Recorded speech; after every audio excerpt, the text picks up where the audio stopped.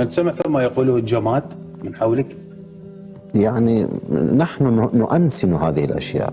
يعني أنت مثلا تكلم المطر، المطر يغزوك، الريح تقول لك. فالشاعر إله لغته.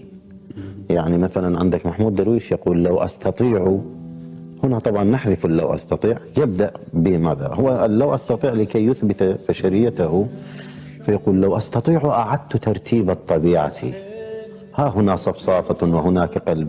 إذن هو هنا من خلال اللغة بدأ يقول الذي يعني بدأ يجيب على سؤالك.